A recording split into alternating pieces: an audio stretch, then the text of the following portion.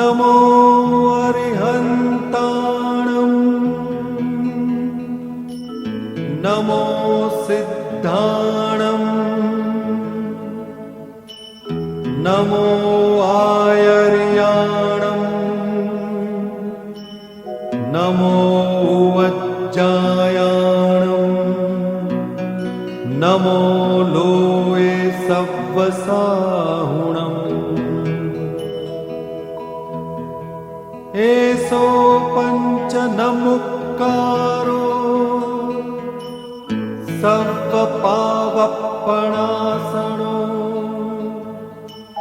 મંગલાણં ચ સવ્વેસિં પરમં હવૈ મંગલમ.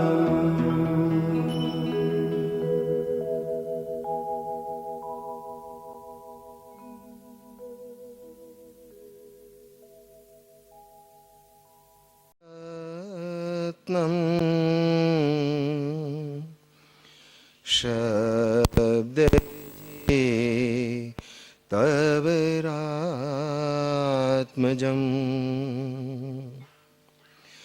શ્રીરાજચંદ્ર મહં વંદે તત્વલોચન દાયકં પ્રભુતત્વલોચન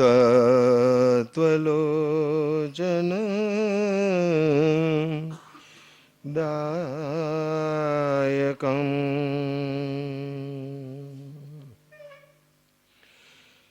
અરહંતો ભગવંત ઇન્દ્રમહિતા સિદ્ધાશ્ચ સિદ્ધે સ્થિતા આચાર્ય જિન શાસનોન્નતિ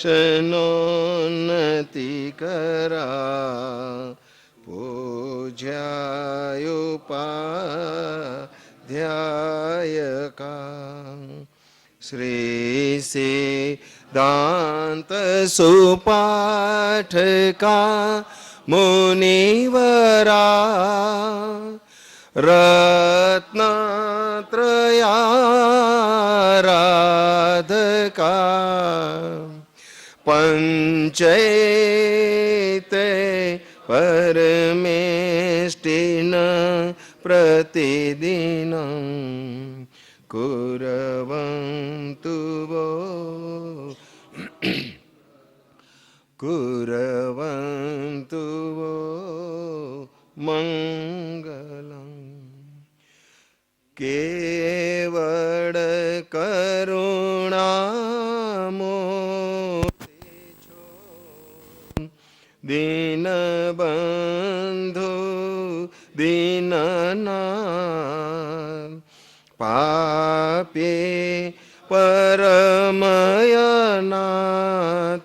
છું ગ્રહો પ્રભુજી હા.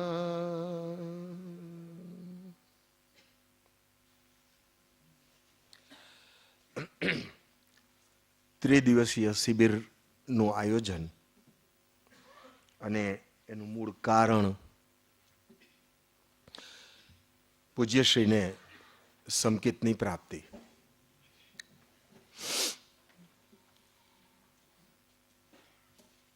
મને યાદ છે ત્યાં સુધી ગયે વખતે એ સંકિતની પ્રાપ્તિ પૂજ્યશ્રીને જે થઈ તેની પશ્ચાત ભૂમિકા આપણે થોડી વિચારી હતી.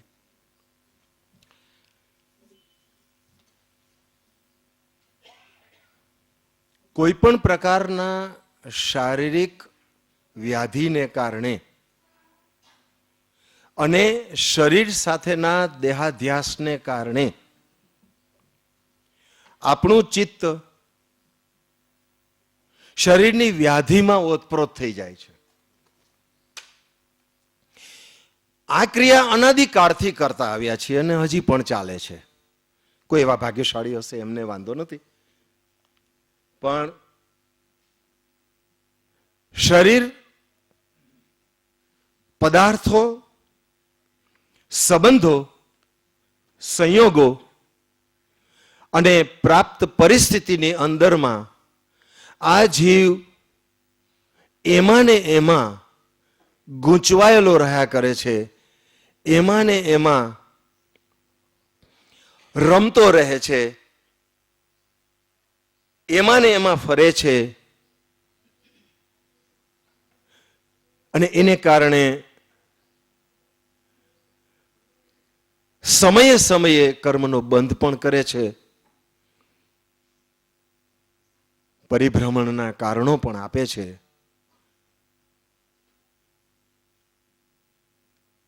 એટલું જ નહીં, સંસારના પ્રસંગોની જ વાત નથી, પણ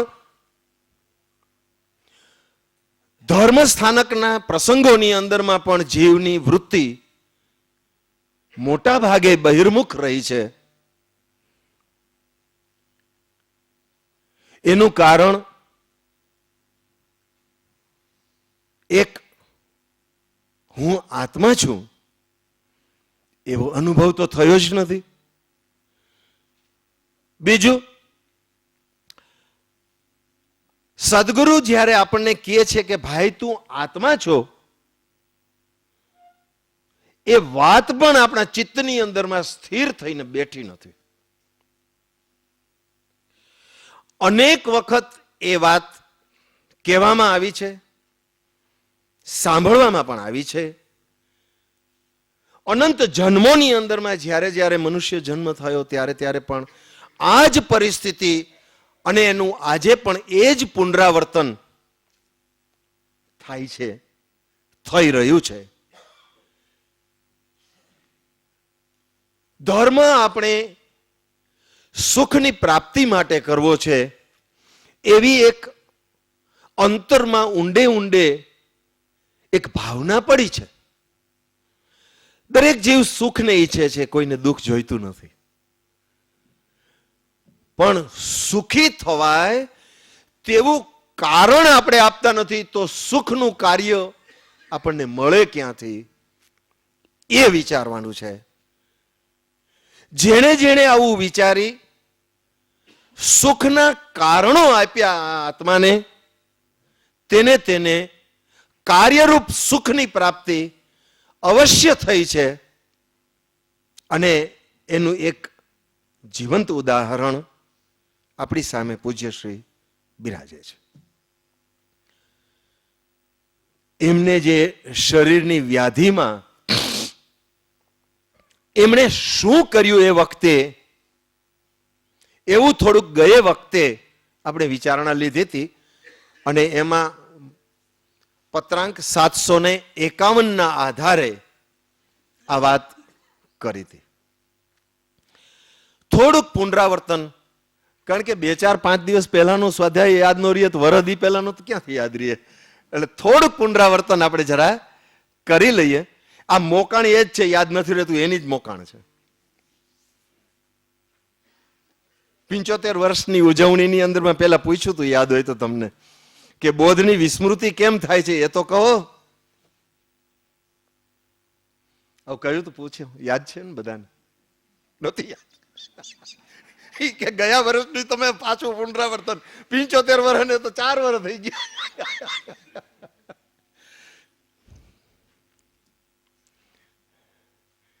જુઓ, આ ચિત્ત કેટલી વસ્તુને ગ્રહણ કરે છે. આ ચિત્ત કેટલું ગ્રહણ કર્યા પછી સાચવે છે. અને આ ચિત્ત ગ્રહણ કર્યા પછી, સાચવ્યા પછી જીવનની અંદરમાં કેટલો પડઘો પાડે છે. આ વાત સમજવા જેવી છે. પરમ કૃપાળુ દેવે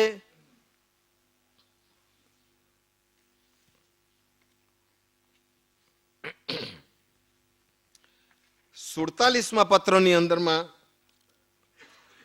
એમ કહ્યું છે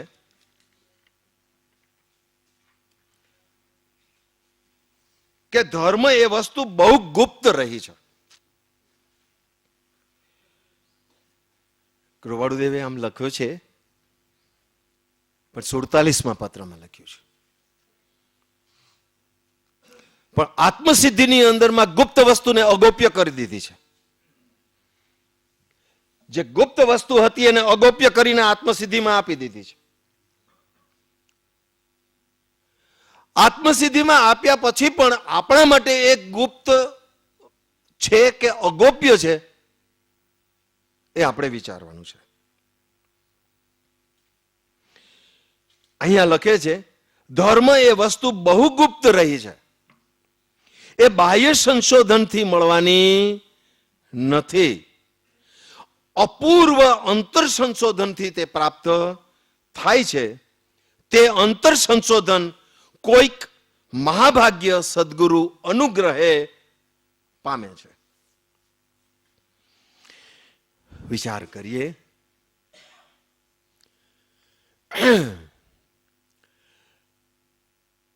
સાહેબે મને જે વિષયની થોડીક વાત કરવાની કીધી છે એ જ વિષય આપણે વિચારવાનો છે, પણ થોડીક એના પહેલાની ભૂમિકા બાંધી દઉં કે જેથી કરીને જે વાત કરવાની છે એ થોડીક ઈઝી પડશે. અહીંયા એમ કહે છે કે ધર્મ એ વસ્તુ બહુ ગુપ્ત રહી છે. ધર્મ એટલે શું? પોતાનો નિજ સ્વભાવ તે ધર્મ છે.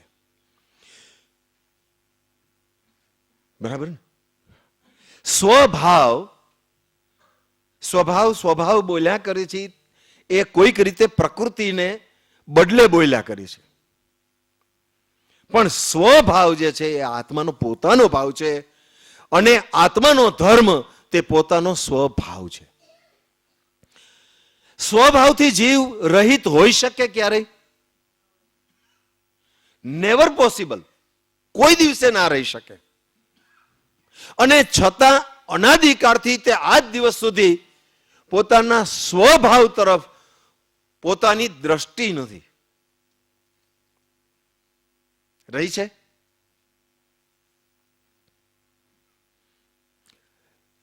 આત્માને પામવો હોય તો આત્માના પરિચય થવું જોઈએ.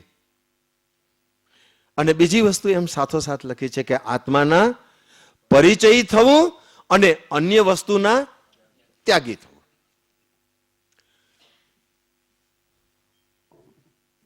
પિસ્તાલીસ મિનિટમાં તો હવે તમારે જેટલું સંભળાય એટલું સાંભળજો, કારણ કે એટલો બધો ગહન વિષય છે.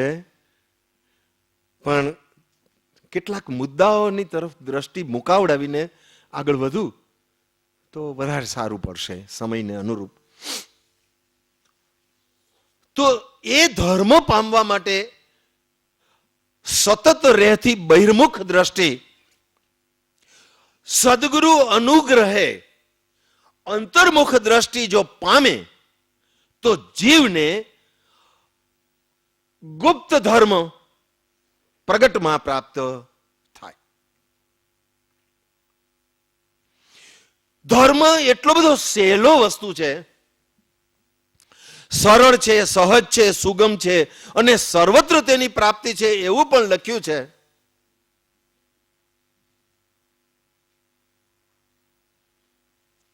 અને તેમ છતાં અનાદિકાળથી આજ દિવસ સુધી સરળને બદલે અસરળ રહ્યો છે, સહજને બદલે અસહજ. ખૂબ પુરુષાર્થ, પ્રયત્ન, માથું ફોડી નાખીએ એટલો બધો બહારનો પ્રયત્ન કર્યો છે, પણ બહારમાં ધર્મ જ નથી, તો તને મળે ક્યાંથી?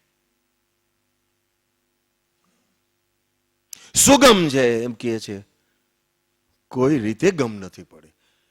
અને આપણી દુર્ભાગ્યની અવસ્થા તો જુઓ કે સદગુરુ ગમ આપે છતાં આપણે ગમને ગ્રહણ કરી શકતા નથી.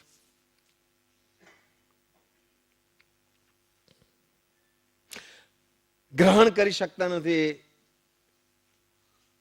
એમ આપણે જ્યારે કહીએ ત્યારે આપણે વિચારવું કે ખરેખર આપણે ગ્રહણ કર્યો છે કે નથી કર્યો. નહીં તો મારી વાતનો વિરોધ આવશે મનથી કે તમે આ દર વખતે આવી જ કાં વાત કરો. તો જો ખરેખર ગ્રહણ કર્યો હોય તો આપણી દશામાં કેવો ફેર આવ્યો, અથવા દશામાં કેવો ફેર આવવો જોઈએ, સાહેબને પૂછી લેજો.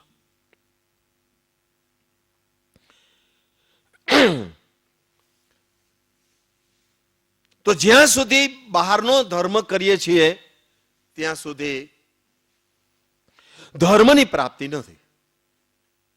બીજી વાત, સુખ મેળવવા માટે જૈન દર્શનની અંદરમાં સમ્યક દર્શન એ પહેલું પગથિયું કહેવામાં આવ્યું છે.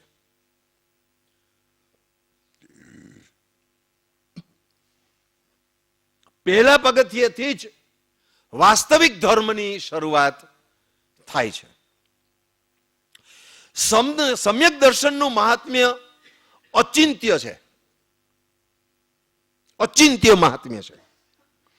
અને અચિંત્ય મહાત્મ્ય એટલા માટે છે કે જે જ્ઞાને કરીને જાણ્યું રે એની વર્તે છે શુદ્ધ પ્રતીત. શુદ્ધ પ્રતીત જે જ્ઞાને કરીને જાણ્યું છે કે જળ અને ચેતન જુદા છે, આત્મા અને શરીર જુદો છે, એ જ્ઞાન અનંત કાળથી તો ભવહેતુ થયા કરે છે. શું કામ અચિંત્ય મહાત્મ્ય છે? સમ્યક દર્શનનું મહાત્મ્ય અચિંત્ય શા માટે છે? ગઈ વખતે મેં કીધું તું, મને બરાબર યાદ છે કે સમ્યક દર્શન કેટલાને જોઈ છે? હાથ ઊંચો કરો. તો બધાએ હાથ ઊંચા કર્યા છે. જેને નથી કર્યા એને દિલમાં તો એ જ વાત છે કે નાના જોઈ છે, પણ સરળતાથી મળી જાય તો અમારું આ બધું હાંચવી બધું તો, અને સમ્યક દર્શન જોતું હોય તો અમારે જોઈ છે, બધું હંચવાવું જોઈએ. તો જે જ્ઞાને કરીને જાણ્યું છે એની સતત પ્રતીતિ રૂપ મૂળ માર્ગમાં લખ્યું છે.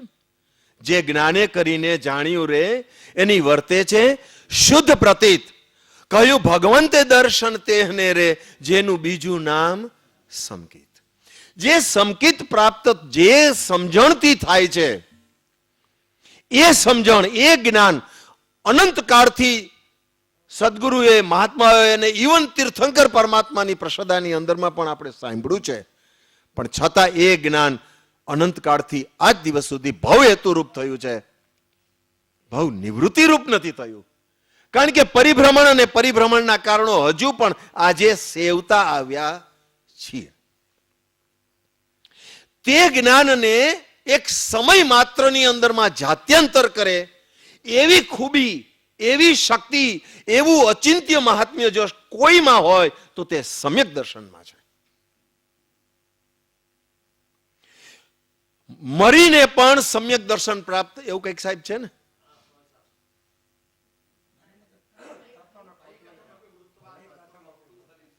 હા, જો અહીંયા બધું મને તો એવું આવડતું નથી. તો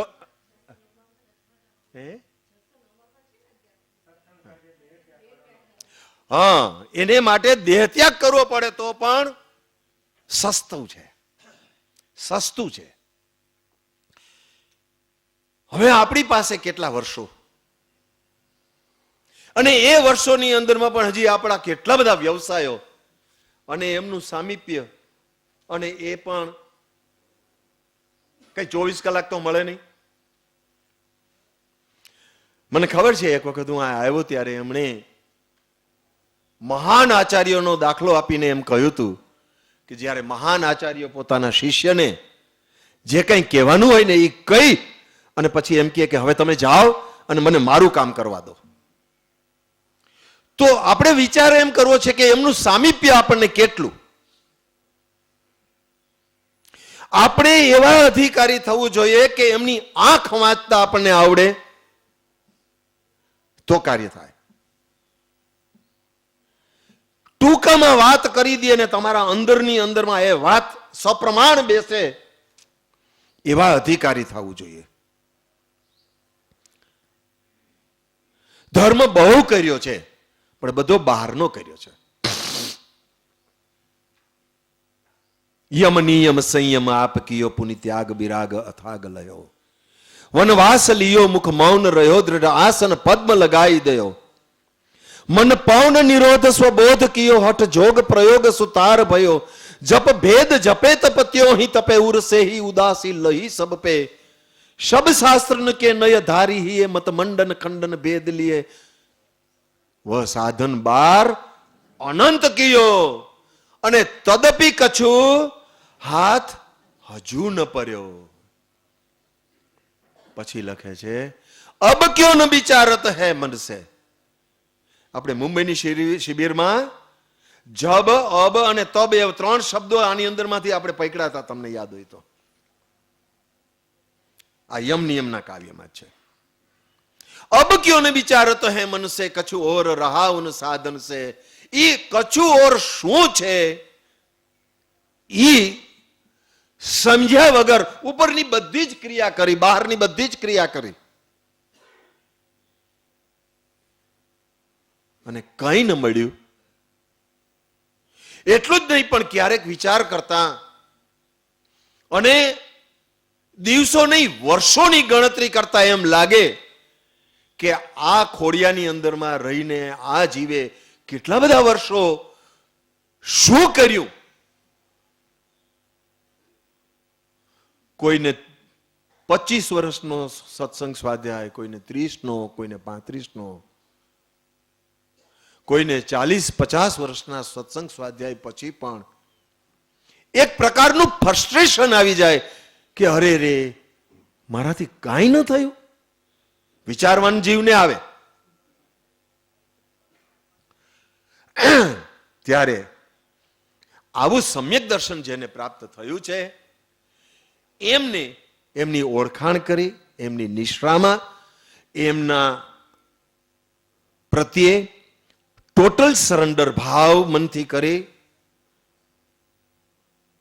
76મા પત્રમાં કંઈક લખે છે ને, બીજું કંઈ શોધમાં એક સત્પુરુષને શોધી તેના ચરણ કમળમાં સર્વ ભાવ અર્પણ કરી દઈ વર્ત્યો જા. અને પછી કેવું સુંદર લાગે છે. આપણે પેલું જે છે ને એ ન થતું તો કઈ નહીં, પણ ઓલું વાંચવું બહુ ગમે. અને પછી જો મોક્ષ ન મળે તો મારી પાસેથી લે છે.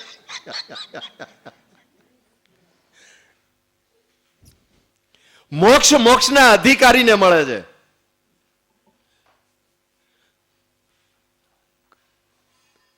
નિમિત્ત અપેક્ષા એ પામેલો પમાળે છે.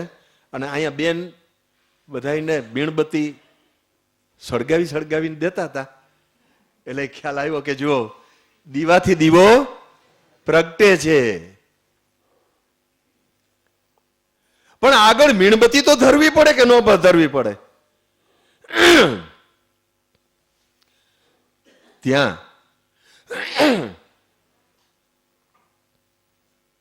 નિમિત્ત અપેક્ષાએ પામેલો પમાડે છે, પણ ઉપાદાન અપેક્ષાએ મોક્ષ કે સમ્યક દર્શન કોઈની કૃપાનું ફળ નથી. કોઈનું દીધું મળતું નથી. અંદરમાં સ્વયં પુરુષાર્થ જે જીવ જગાડે છે એને સમ્યક દર્શન મળે છે. અને એ પુરુષાર્થ શું છે એ વાત થોડીક કરવાની ભાવના છે. જેમ યમ નિયમ સંયમ આપ કયો જે આપણે વિચાર્યું એમ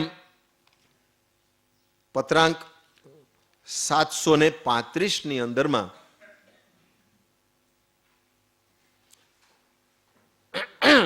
અને 560 ના પત્રની અંદરમાં આ બે પત્ર થોડીક વાત વિચારીએ. 560 લખે છે, જો જ્ઞાની પુરુષના દ્રઢ આશ્રયથી, એક શબ્દ સાંભળજો,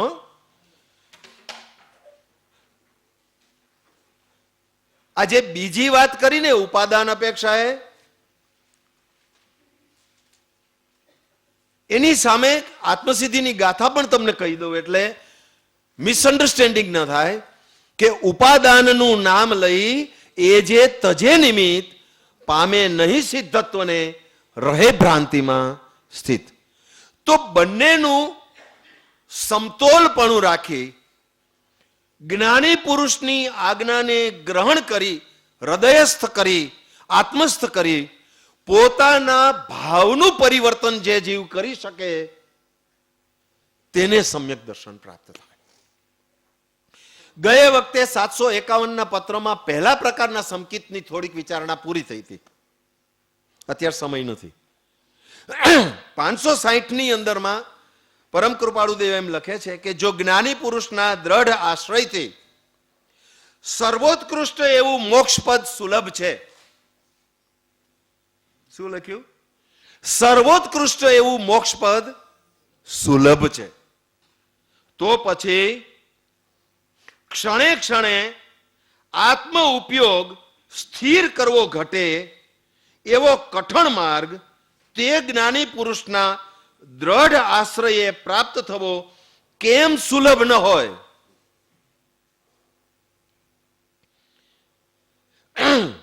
કેમ કે તે ઉપયોગના એકાગ્રપણા વિના તો મોક્ષપદની ઉત્પત્તિ છે નહીં.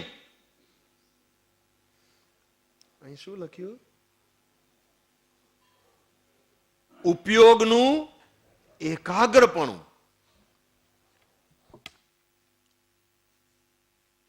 વિચાર કરો, ઉપયોગ એ ચૈતન્યની પરિણતિ છે, જેનાથી વસ્તુનું જ્ઞાન પ્રાપ્ત થાય છે, સમજણ પ્રાપ્ત થાય છે, શ્રદ્ધા સ્થિર થાય છે. ઉપયોગના બે વિભાગ ને, જ્ઞાન ઉપયોગ ને દર્શન ઉપયોગ. શ્રદ્ધા સ્થિર થાય છે, અંતર સાક્ષી પૂરે છે, અને માયલો એમ કહે છે કે આ જ છે. આ ચૈતન્યની પરિણતિની અંદરમાં પ્રગટ થાય એને ઉપયોગનું નજરાવું કીધું છે. અને એમાં સ્થિર થઈ જાય. શરૂઆતમાં તો કઈ એમને એમ સ્થિર નથી થતું. પછી થોડોક સમય અનુસાર એને આખો વાતને વિચારશું. પણ શરૂઆતમાં એટલું બધું સ્થિર નથી થતું. જે વસ્તુ કૃપાળુ દેવે પણ આગળ લખી છે કે મહાત્મા વ્યાસને થયું એવું અમને હમણાં થાય છે. કારણ કે અખંડ હરિરસ અમને ગાતા હજુ ક્યાંથી આવડે? એમને પણ ઉપયોગ ચલાયમાન થાય, જ્ઞાની પુરુષને પણ થાય. પણ જ્ઞાની પુરુષનો ઉપયોગનો એક છેડો આત્મા સાથે બંધાયેલો રહે અને બીજા છેડાથી બાહ્ય કાર્ય ચાલે. બીજું, સમયે સમયે શાસ્ત્રએ તેમ કીધું કે એક સમયે એક જ કાર્ય થાય, બે નો થાય. પણ બીજે સમયે પાછો થાય તો એ સમયનું અનુસંધાન જ્ઞાનરૂપી આત્મા સ્પષ્ટ અનુભવે તો છે જ. ત્યારે એ વાતમાં એક છેડો આત્મા સાથે જોડાયેલો છે, એ અપેક્ષાએ આપણે એને ગ્રહણ કરી શકીએ, મૂલવી શકીએ. તો ઉપયોગના એકાગ્રપણા વિના તો મોક્ષપદની ઉત્પત્તિ છે નહીં. જ્ઞાની પુરુષના વચનનો દ્રઢ આશ્રય જેને થાય તેને સર્વ સાધન સુલભ થાય એવો અખંડ નિશ્ચય સત્પુરુષોએ કર્યો છે. તો પછી અમે કહીએ છીએ કે, શું કહે છે? અમે કહીએ છીએ કે આ વૃત્તિઓનો જય કરવો ઘટે છે, તે વૃત્તિઓનો જય કેમ ન થઈ શકે? અહીંયા એક વાત એ વિચારવા જેવી છે કે જીવનો પુરુષાર્થ કેટલો છે, કેવો છે, અને એ પુરુષાર્થ પર્યાપ્ત છે કે નહીં.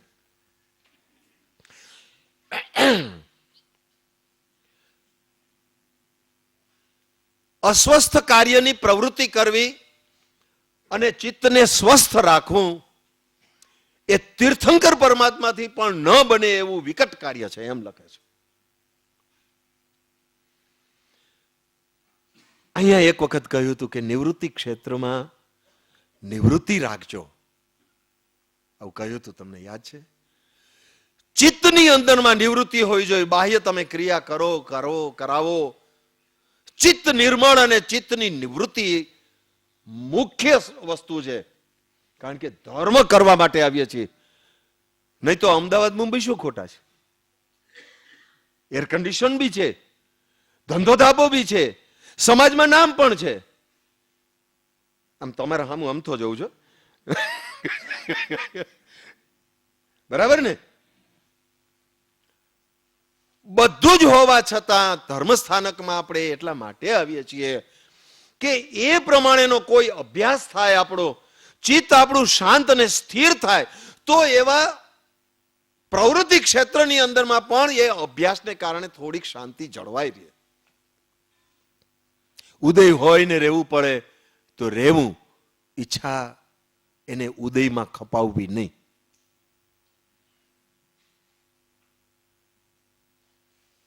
તો આ ઉપયોગની એકાગ્રતા રહેતી નથી. એના કારણમાં કોઈક રીતે જે પત્ર વાંચ્યો એના આધારે એમ કહી શકાય કે જ્ઞાની પુરુષનો યથાર્થ તથ્ય આશ્રય ગ્રહણ થયો નથી. થોડુંક કડવું લાગે તો માફ કરજો, પણ જ્યાં સુધી તથારૂપ પરિણામ નથી આવ્યું ત્યાં સુધી કારણો તો શોધવા જ પડશે. કેમ નથી થતું? અમે કહીએ છીએ કે આ વૃત્તિનો જય થવો ઘટે, અને છતાં વૃત્તિઓનો જય કેમ નથી થતો? મૂળમાંથી પ્રકૃતિ તો સમ્યક દર્શન આવ્યા પછી જ ક્ષય થાય. ક્ષય નો થાય, પણ ઉપશમ તો થાય કે નહીં? સમ્યક દર્શન થયા પછી મૂળમાંથી પ્રકૃતિઓનો 158 પ્રકૃતિ છે, ઉત્તર પ્રકૃતિ, અને 8 મૂળ, જ્ઞાનાવરણીય, દર્શનાવરણીય વગેરે. સમૂળગી મૂળમાંથી ક્ષય ન થાય સમ્યક દર્શન પહેલા, પણ ઉપશમ થાય. એટલે જ કીધું છે કે પહેલા ઉપશમ સંકિત થાય, પછી ક્ષાયિકમાં પરિણમે.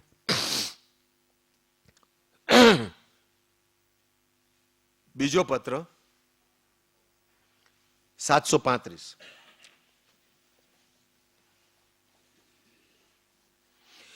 વિષમ ભાવના નિમિત્તો બળવાનપણે પ્રાપ્ત થયા છતાં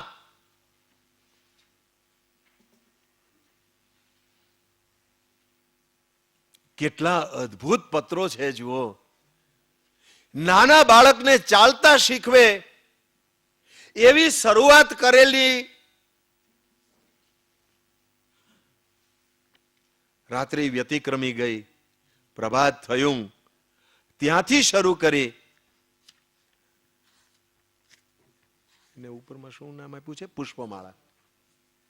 નાના બાળકને ચાલતા શીખવે એવી પુષ્પમાળાથી ચાલુ કરી અને સમ્યક દર્શન પ્રાપ્ત થાય અને મોક્ષનો અધિકારી બને જીવ, ત્યાં સુધીની એક એક વાત વચનામૃતની અંદરમાં ડંકાની ચોટ ઉપર લખી છે. પરમ કૃપાળુ દેવે વ્યાખ્યાન સારની અંદરમાં 2 નંબરમાં એવી એક વાત લખી છે કે ભગવતી આરાધના સૂત્ર જો એક જ બરાબર રીતે જો પ્રાપ્ત થાય અને અંદરમાં શાંતિ થાય તો પછી બીજા કોઈ શાસ્ત્રો વાંચવાની જરૂર નથી, એવું લખ્યું છે. મને એમ લાગે છે કે કૃપાળુદેવનું વચનામૃત જો એક વખત બરાબર હૃદયની અંદરમાં ઉતરે તો કશી જ કાંઈ બીજી વાત વિચારવાની જરૂર નથી. એવું અદ્ભુત આ વચનામૃત છે. સબ્જેક્ટ વફાદાર રહીને પ્રયોગ કરવાની જરૂર છે. માત્ર સાંભળવું અને સંભળાવવું એ તો અનાદિકાળથી ઘણી વાર કર્યું છે. તો અહીંયા એમ લખે છે કે વિષમ ભાવના નિમિત્તો બળવાનપણે પ્રાપ્ત થયા છતાં જે જ્ઞાની પુરુષ અવિષમ ઉપયોગે વર્તે છે અને ભવિષ્ય કાળે વર્તે તે સર્વને વારંવાર નમસ્કાર. ઉત્કૃષ્ટમાં ઉત્કૃષ્ટ વ્રત, ઉત્કૃષ્ટમાં ઉત્કૃષ્ટ તપ, ઉત્કૃષ્ટમાં ઉત્કૃષ્ટ નિયમ, ઉત્કૃષ્ટમાં ઉત્કૃષ્ટ લબ્ધિ અને ઉત્કૃષ્ટમાં ઉત્કૃષ્ટ ઐશ્વર્ય એ જેમાં સહેજે સમાય છે એવા બે મુદ્દા, નિરપેક્ષ અને અવિષમ ઉપયોગને નમસ્કાર. પછી લખે છે એ જ ધ્યાન.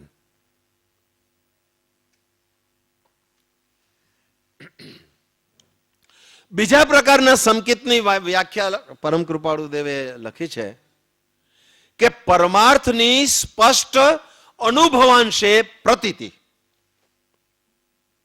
અનુભવાંશે, અનુભવ પૂર્વકની પ્રતીતિ, આવું લખ્યું છે. આ વસ્તુ કેવી રીતે પ્રાપ્ત થાય, કેના દ્વારા પ્રાપ્ત થાય, નિમિત્ત કારણ શું અને ઉપાદાન કારણ શું? નિમિત્ત કારણ કોઈ સત્પુરુષ અને એનો બોધ. અહીંયા બોધ એટલે સિદ્ધાંત બોધ વિચારવો, ઉપદેશ બોધ નહીં. કારણ કે આ અધિકારી જીવને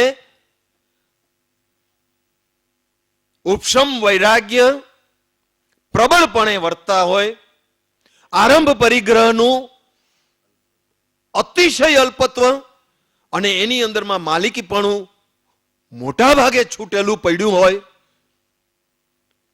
શાંત સ્વભાવ સહજ ચાલ્યા કરતો હોય,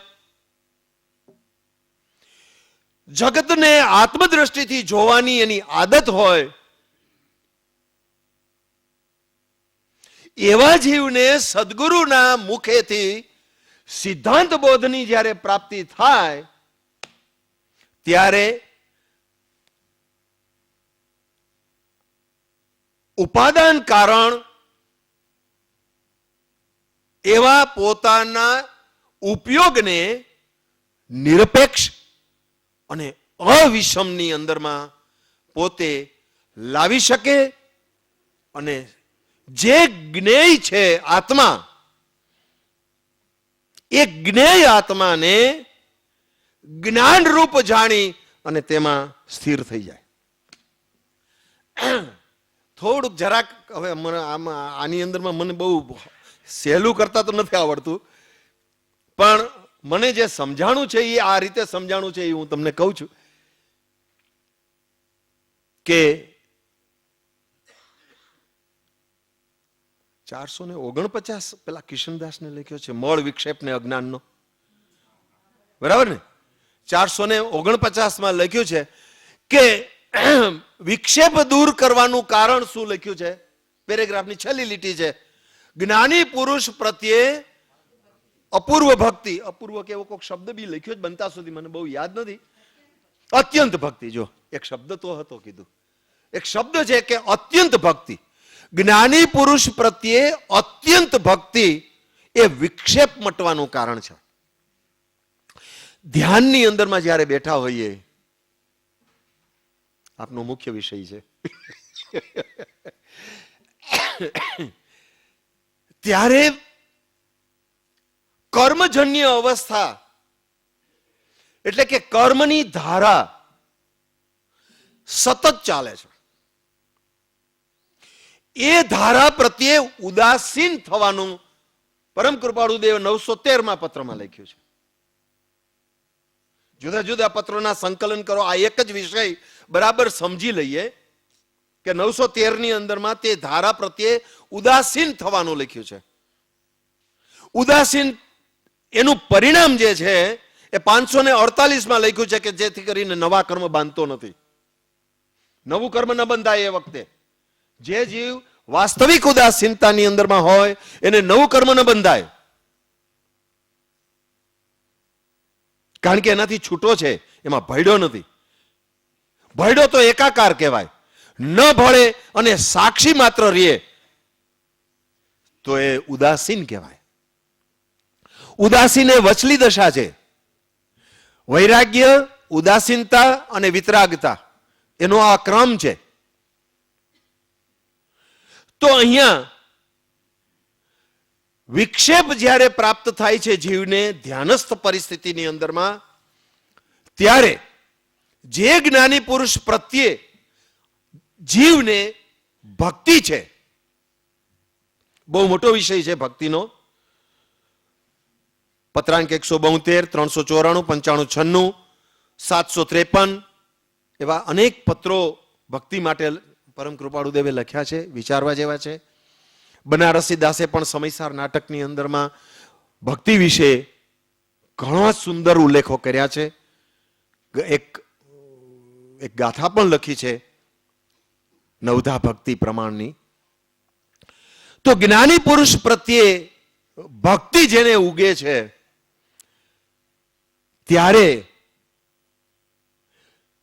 ચિત્ત જ્ઞાનીના ચરણની અંદરમાં સ્થિર થઈ જાય છે.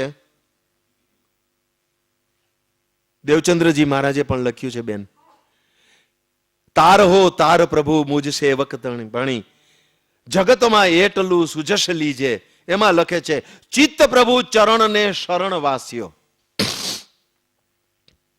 જ્યારે ચૈતન્યની ધારાની અંદરમાં આ જીવને ઉદાસીનતા ન આવે, સાક્ષી ન આવે અને બહિર્મુખતા ન તૂટે, સ્વસન્મુખ ન થાય, ત્યાં સુધી તો ઉપયોગ બહાર જ છે. અને જ્યાં સુધી ઉપયોગ બહાર છે ત્યાં સુધી કાર્ય નથી થતું. સાહેબજીને આંખનો પ્રોબ્લેમ તે દિવસે, બરાબર બરાબર ને, આંખ શરીરમાં આવી, બરાબર. શરીરની અંદરમાં આંખની અતિશય બળતરા. એ વખતે પોતાના નિજ ઉપયોગને સાહેબે એ બળતરા, એ દુઃખ, એ દેહાધ્યાસ એમાંથી પાછો વાળી અને પોતાના સ્વસન્મુખ કરતા એમને આત્મ અનુભવ થયો. આ જીભની બળતરા હતી, સોરી, આંખની. પણ હવે બળતરા તો શરીરની જ હતી ને, ગમે તેની આંખની હોય. આપણને બળતરા ઘણીએ છે.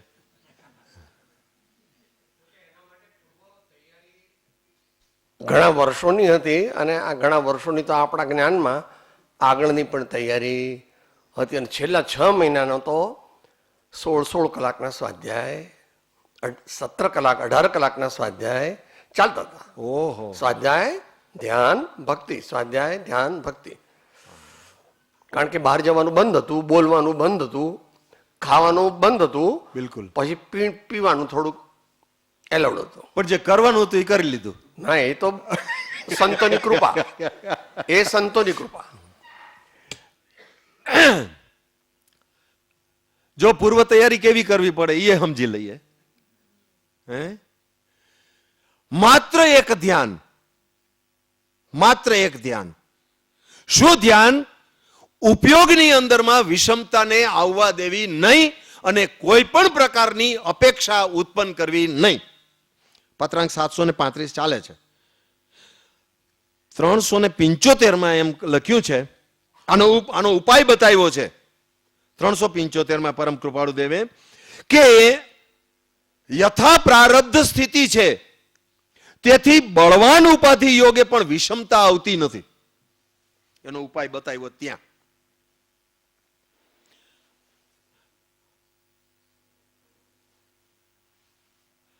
જે જીવને, સમાપન કરીએ 2 મિનિટમાં, જે જીવને પોતાના સાચા ધર્મની અને મુક્ત થવાની અંતરની ઈચ્છા છે, તે જીવ ઉદય અનુસાર બહારના બધા જ કાર્યો કરતા કરતા કરતા પોતાના નિજ આત્મ સ્વભાવની અંદરમાં ચાલતા ફેરફારો,